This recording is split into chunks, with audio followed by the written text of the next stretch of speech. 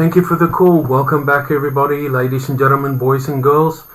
Or if you are new here, welcome to the Gérann Gerber channel. I'm Gérann Gerber, your host, and today we're going to react to all the endings for all the Mortal Kombat 1 characters. Now, before we start, I would encourage you to like and subscribe to my channel. Check out my social media in the description below to get access to my full uncut content. Please visit my Patreon, also in the description below. And let's get to the video. Enjoy.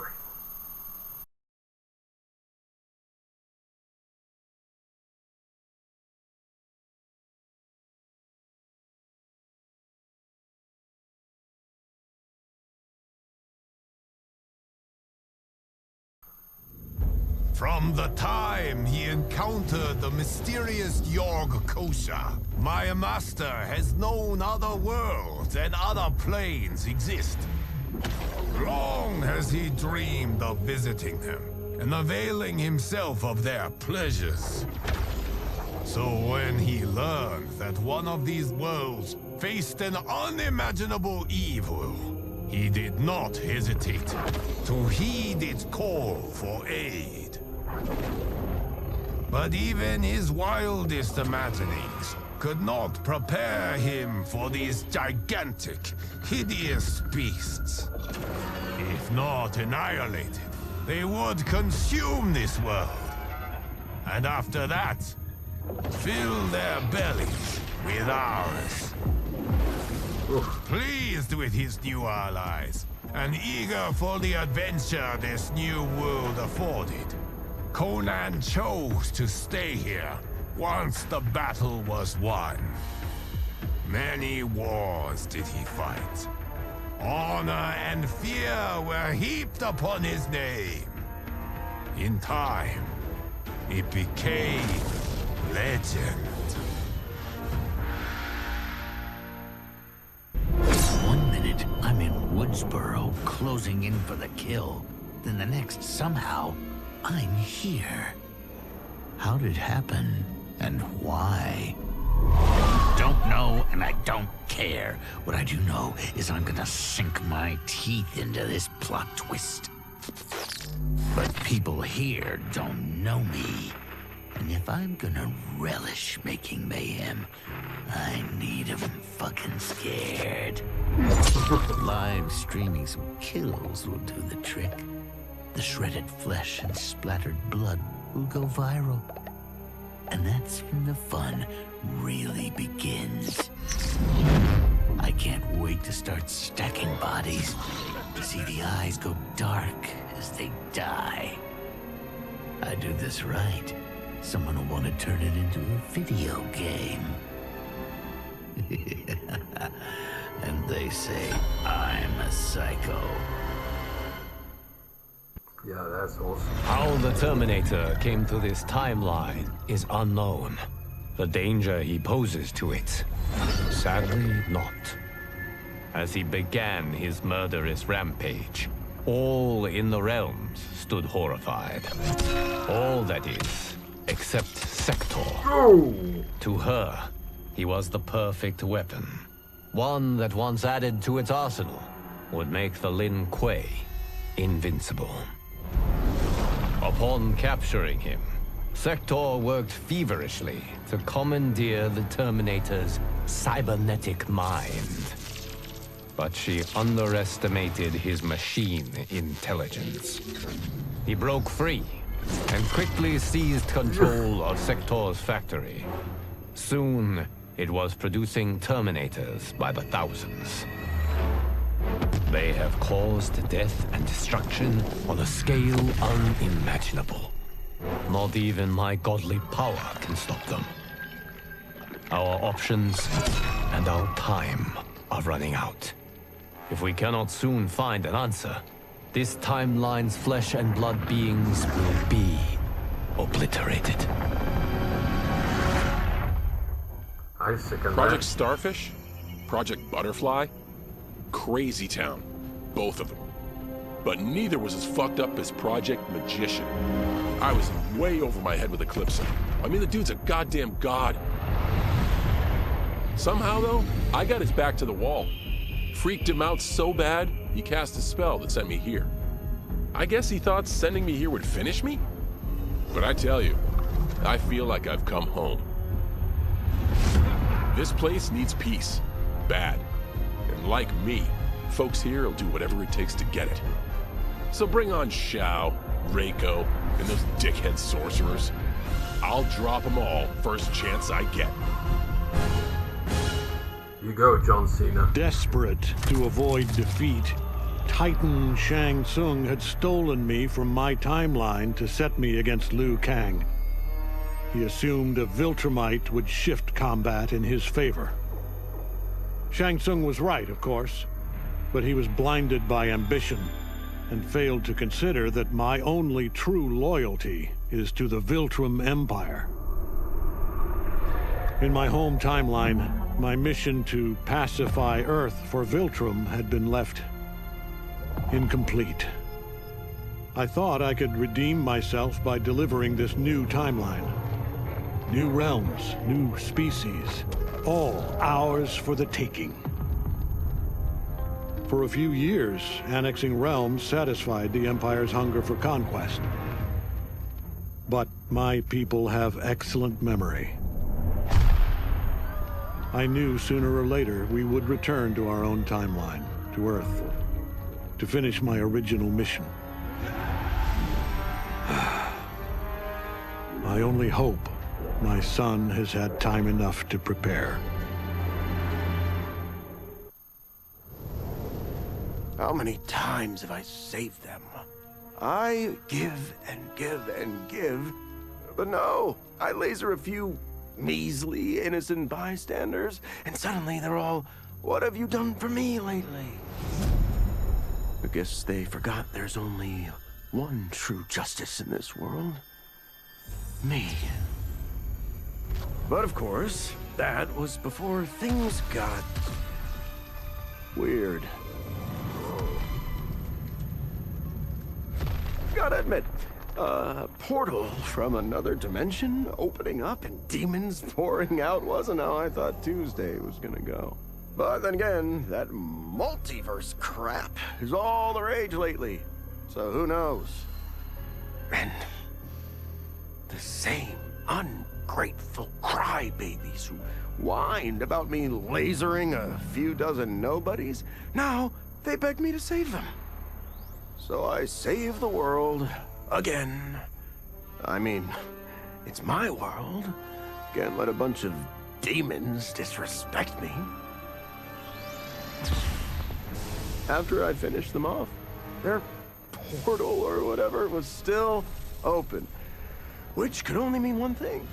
Sequel! I went in the damn glowy hole. And what did I discover? Another realm with a tournament where gods and monsters fight to the death. It was like Votland, but just for me. Honestly, I only wish I had known about this place sooner, because I've had the time of my life.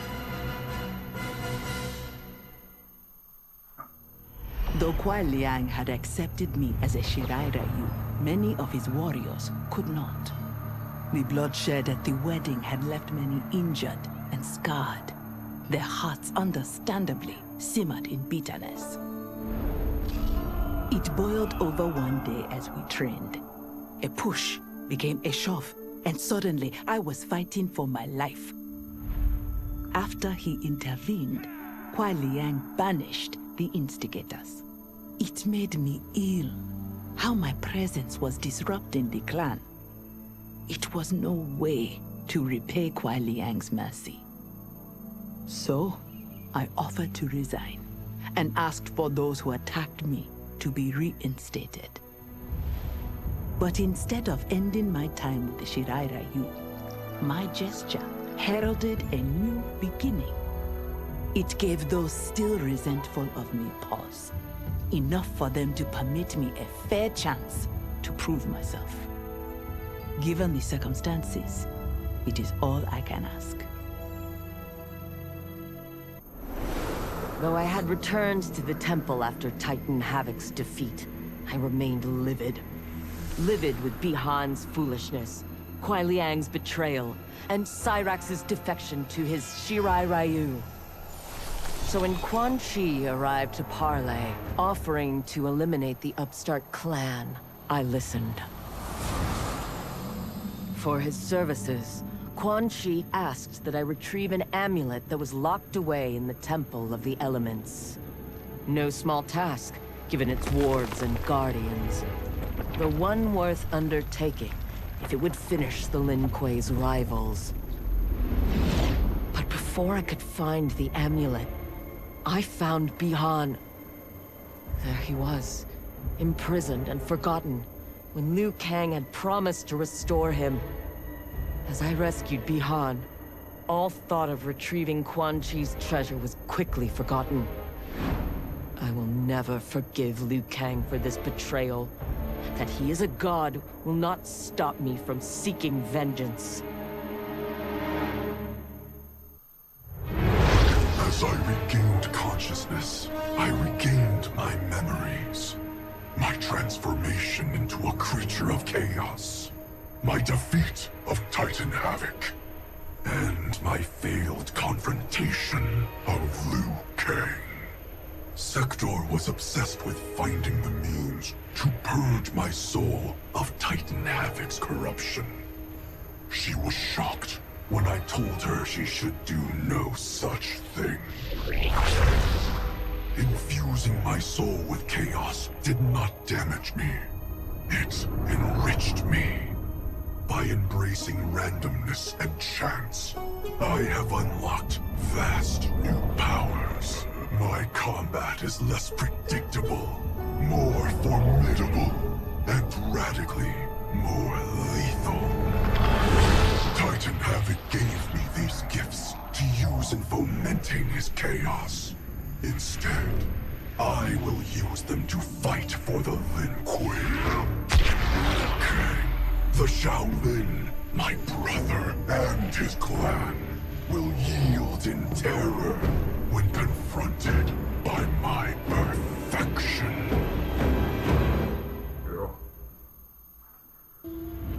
To kill a snake, you cut off its head. Or in the Yakuza's case, its heads. Kenshi said I couldn't do it. But he didn't know what I knew. That the family's bosses were meeting to talk shop and settle disputes. In one fell swoop, I could decapitate them all.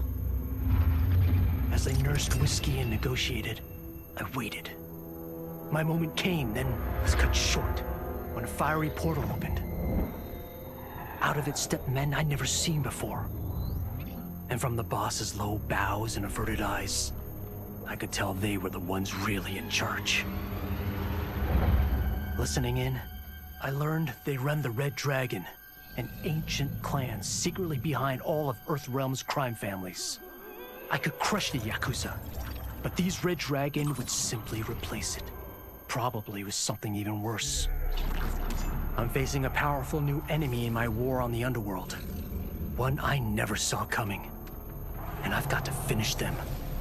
Or die trying.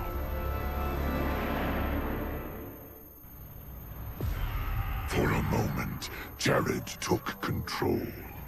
We fixed the damage which had allowed him, and reimposed our collective will. But the damage went further than we thought.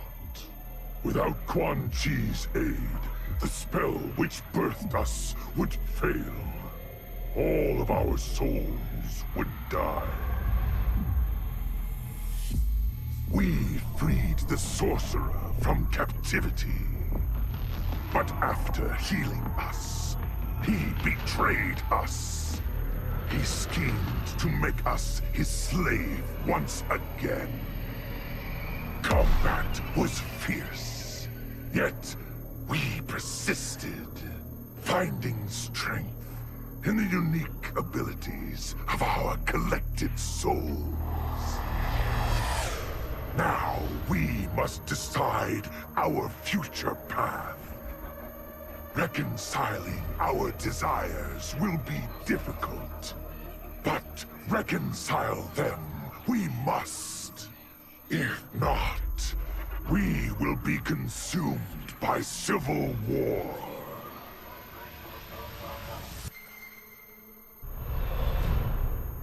Though Ermac had freed me from my Legion cell, I found myself no less imprisoned.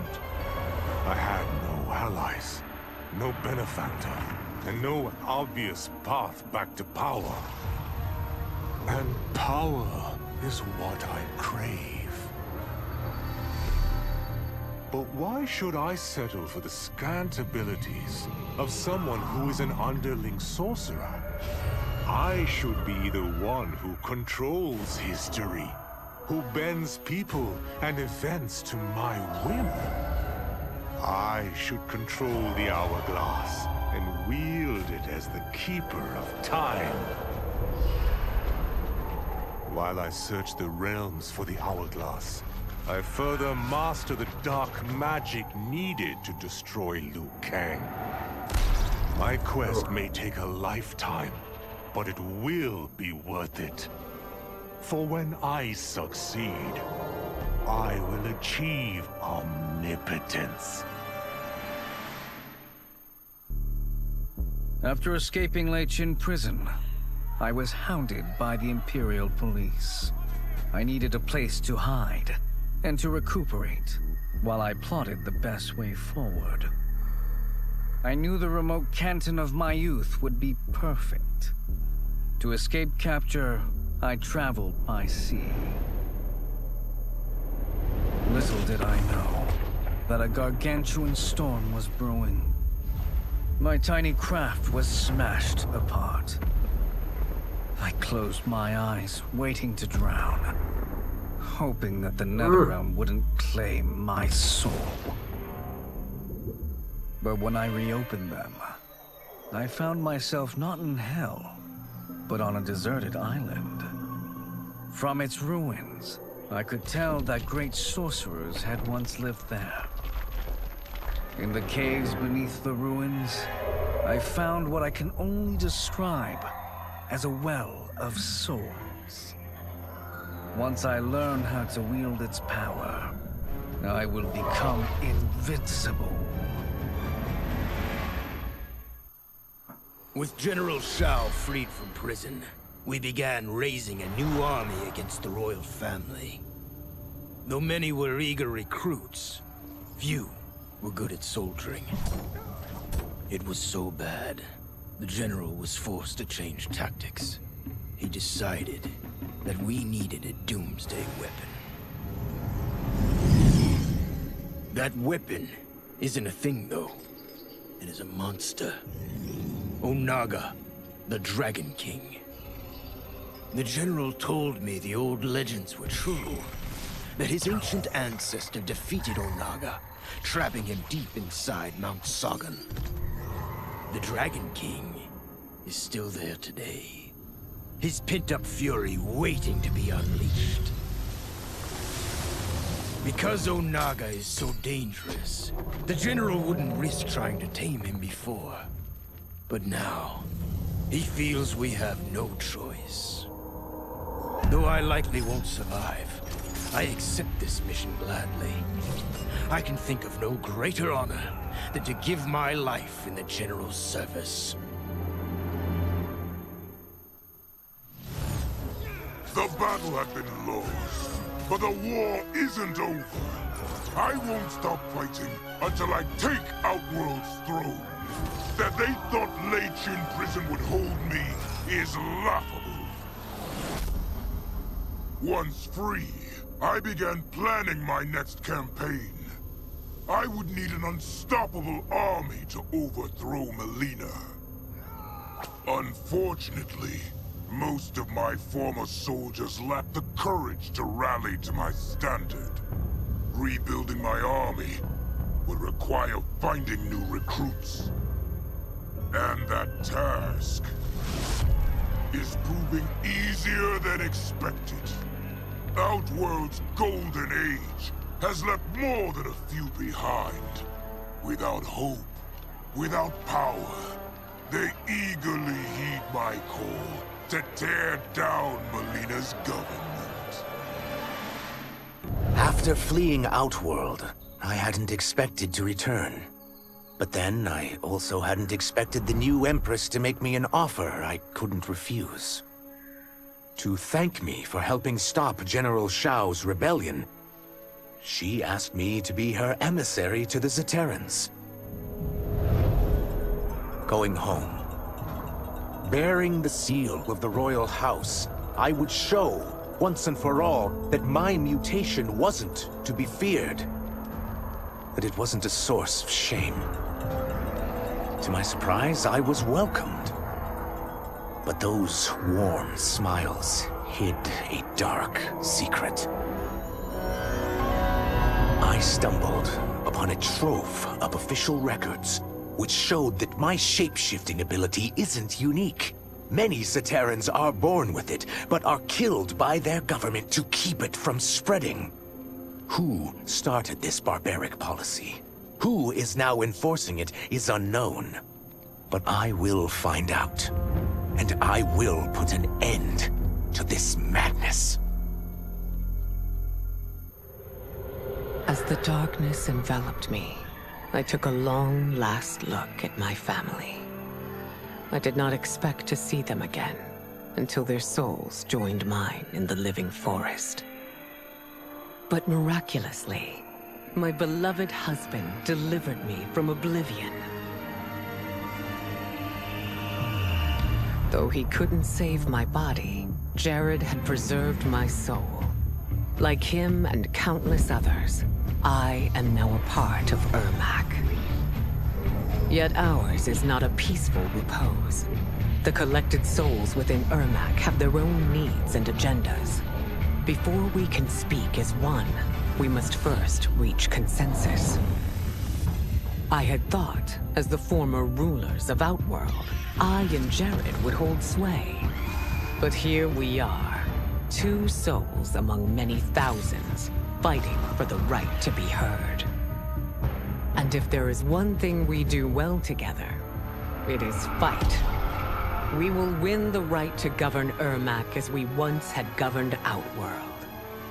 And we will rule for the benefit of all. I had broken the Lin Kuei free of Liu Kang's enslavement. We were now masters of our destiny, and could take our place among Earthrealm's great nations. But taking and holding territory would require a vast army. I needed more fighters to make our presence felt. Sub-Zero, my boy. Then I recalled Shang Tsung's dragon warriors.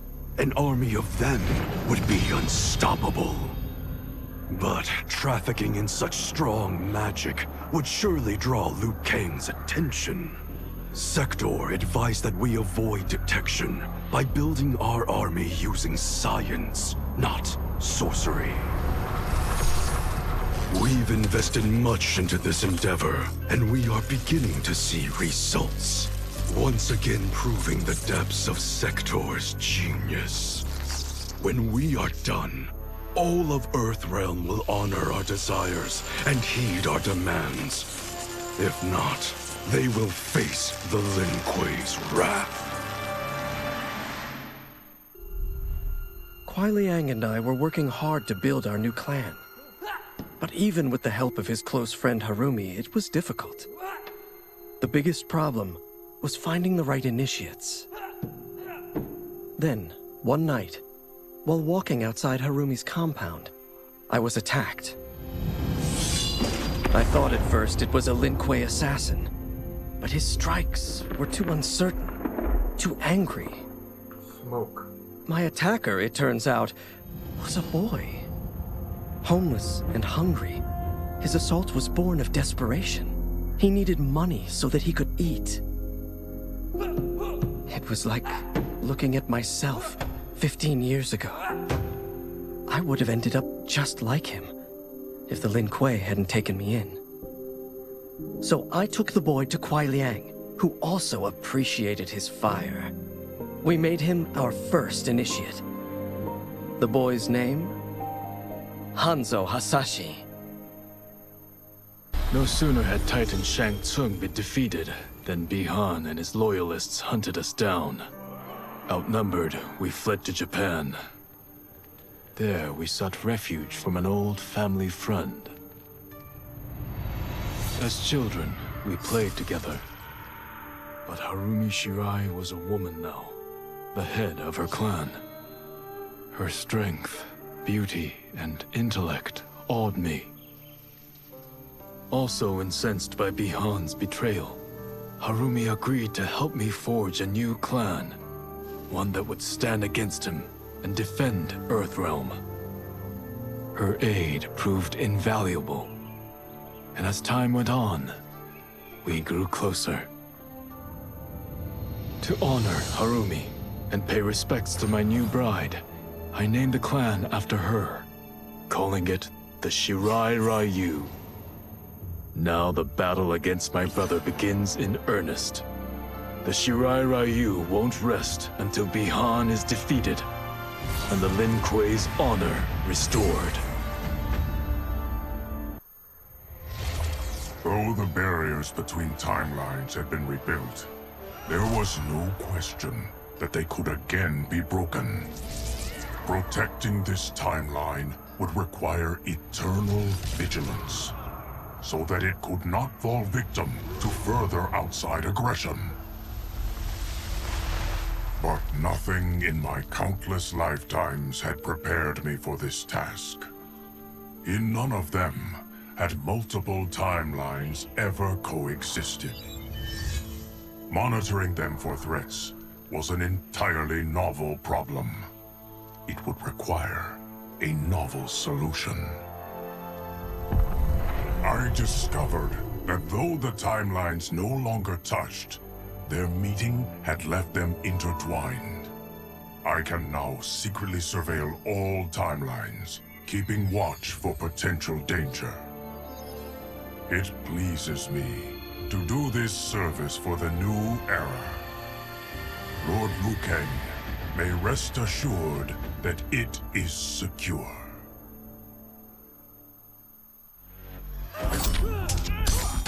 I wasn't looking for allies against the Yakuza, but I found one in Special Agent Jackson Briggs. He'd heard gangsters plotting to kill me on a wiretap and came calling, hoping I'd be his informant. We planned to part ways when we got the job done, but then Shang Tsung showed up to steal Sento. Needless to say, Jackson had questions. It blew his mind to hear that the stories in Johnny's movies were real. Once the shock wore off, Jackson quickly sized up the threats Earthrealm faced. To deal with them, he got his bosses at the FBI to form the Outworld Investigation Agency. When he asked me to sign on, I hesitated. After all, me? A government agent? But it's an important job. And more importantly to me, an honest living. I couldn't believe that Liu Kang welcomed me in Earthrealm, or that he thought me worthy to study with his Shaolin masters. After a lifetime of wishing for one, I finally had a home. But my joy was tempered as I thought about Serena. My shadow sister was still under Quan Chi's yoke, and she deserved a life free of him as much, if not more, than I. Quan Chi and my other sisters proved tenacious, but they were no match for my blade. I snatched Serena from them. Then Liu Kang helped me break Quan Chi's spell. Her mind free of his influence for the first time in years, Serena chose to join me in Earthrealm. My sister and I once again fight side by side. Only now we do so for Earthrealm. Together, we have formed the Order of Light. While the regime had changed, little else had. My people still suffered in silence, ignored by the rest of Outworld. Though now I knew Empress Melina's secret, that she was also afflicted with Tarkat. If anyone would help, it would be her. But how to get an audience? Syzoth. He was the Empress's new emissary to the Zaterrans. I asked him to introduce us. At great personal risk, he agreed. And as I'd prayed, the Empress was willing to meet. Even better, she would visit the colony. She was shocked to see how we lived. She moved quickly to provide for our care and comfort. Thanks to the Empress and Syzoth, we Tarkatans are no longer pariahs. Until our disease can be cured, that will do. Until recently, I hadn't met Limei, but I had heard the stories. How the Umgadi's matron superior blamed her for not preventing Emperor Jared's murder. How she quit in disgrace rather than accept punishment. But those stories didn't fit the woman I now knew.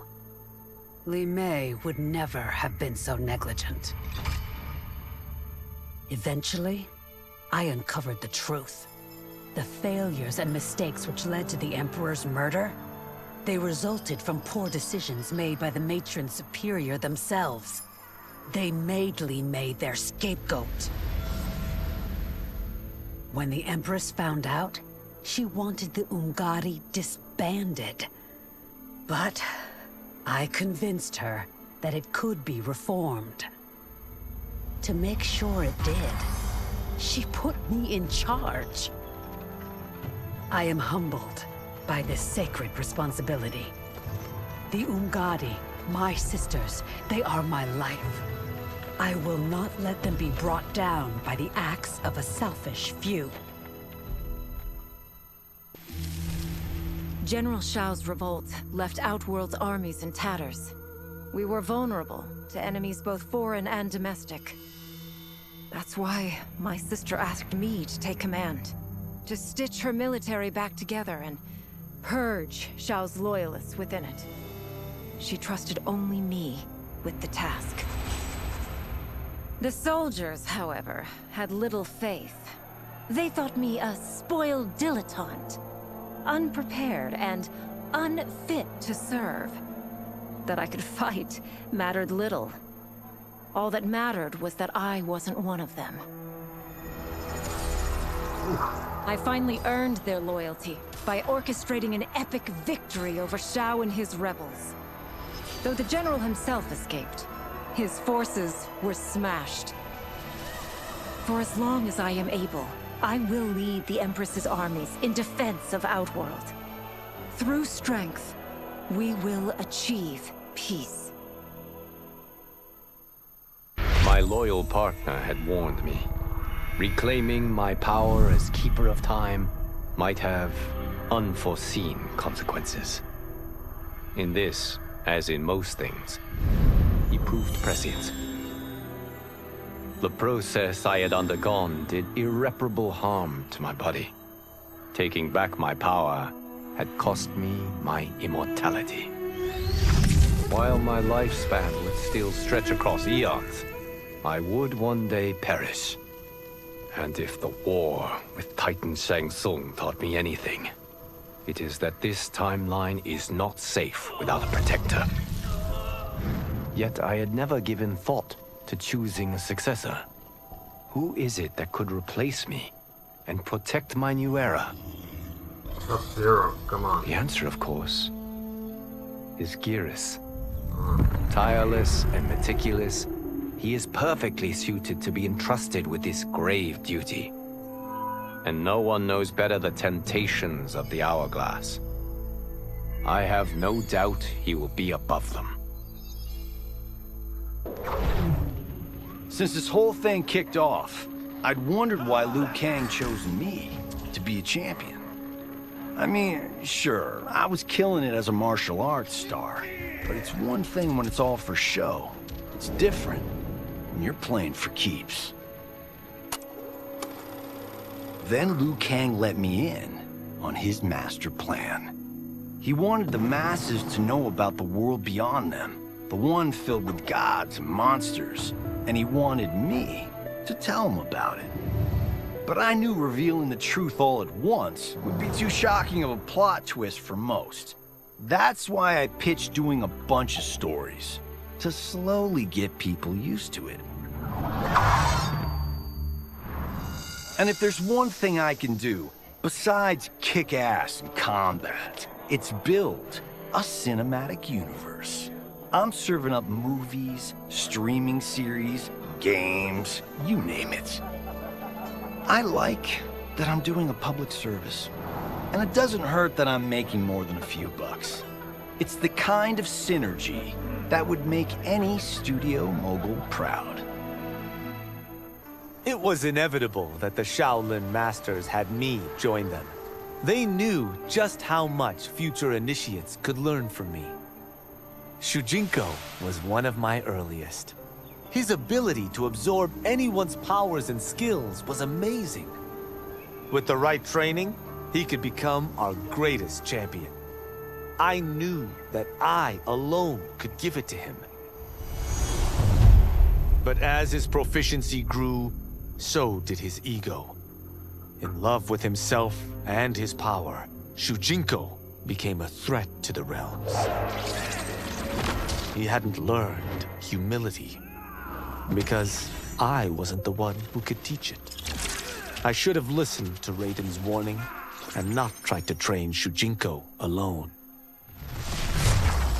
After he was subdued, Shujinko's accumulated abilities and memories were taken from him.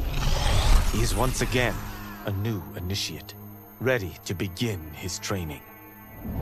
This time, Raiden and I train Shujinko together. He will become the champion he is destined to be. And I will fulfill my duties, humbly and cooperatively. Though worried about how the public might react, I met with Baraka to discuss his Tarkatans. Speaking from his heart, he moved me. I agreed to visit his colony and see how his people lived. The conditions were atrocious.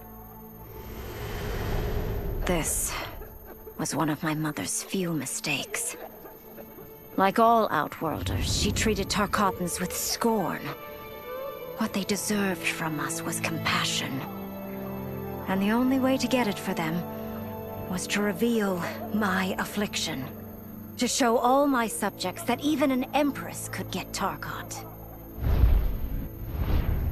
The scandal my revelation caused was intense.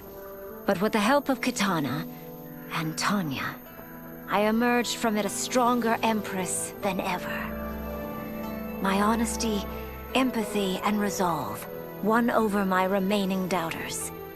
There is no longer any question that I am fit to lead the Empire. As her reign began, Empress Melina faced many challenges. To meet them, she turned to the people she trusted.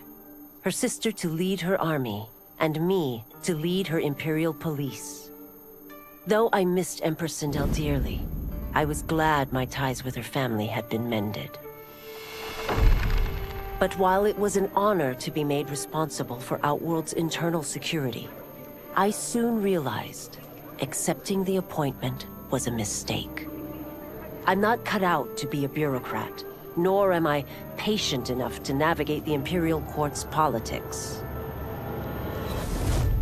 I was at my best patrolling Sundo's streets, when I could feel the city's pulse and serve and protect its citizens directly. That's why I resigned my post and resumed my role as Sundo's first constable. I end each day knowing I've made a difference. Quan Chi's plot collapsed. Along with it, my plan to secure new beings to feed my starving people.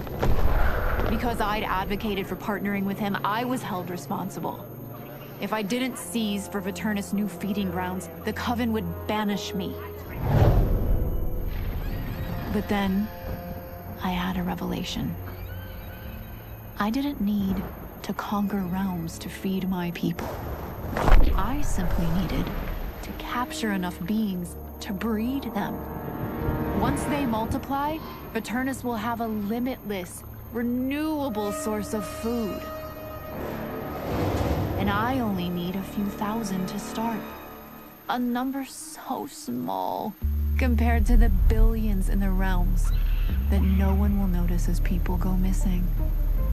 But it will be more than enough to establish our breeding stock and feed a ravenous Veternus. To elude capture by Empress Melina, I joined Havoc's crusade in Sido. There, I summoned more magic than I thought possible, and drowned out the old regime. Havoc's longed-for anarchy had been achieved. He was more than satisfied. But I was left empty and broken. Had I been satisfied as Outworld's High Mage, not let myself be tempted by Shang Tsung, a great city would not now lay in ruins. I've caused devastation, ended thousands of lives, all because of my blind ambition. I've betrayed my oath, my sovereign, and my realm. These high crimes merit punishment, and I'll accept whatever the Empress gives me. My only ambition now is to one day be forgiven. Quan Chi's defeat had cost me everything. For months I had furthered his plot, and now I had to start over. Sido's people were still in chains. That's when Rain approached me. On the run from Empress Melina, he was desperate for help. And though I'd had my fill of sorcerers, this one was different. I agreed to provide him safe haven. He agreed to help topple Sido's government. And topple it we did. Rain summoned a wave so fast, so powerful, that it crushed the capital. Sido's fascist rulers were swept away. My people are finally free. They can chart their own course, needing only to follow their own desires. Their lives are now blessed by anarchy.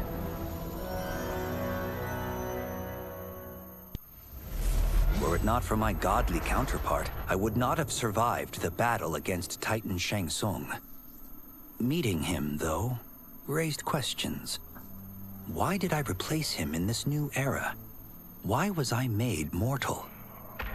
Lord Liu Kang told me of his Raiden's nobility and righteousness, about his steadfast leadership in the defense of Earthrealm. He also told me about Raiden's dark side, how he could be consumed by rage and cast aside the rules he otherwise lived by. Making me mortal and incapable of such anger was to keep me from following in his footsteps. Though I understood the reasons why, I felt I had been done a disservice. To survive the coming battles, I may need the edge that only great rage can bring. As the Shaolin couldn't aid me, I sought out someone who could. Someone to stoke the fire within me and teach me to master it. For this, I could have no better teacher than the Shirai Ryu's Grand Master. So those were all the endings for all the Mortal Kombat 1 characters. I really enjoyed it. As always, Sub-Zero, my favorite character of all time, loved it.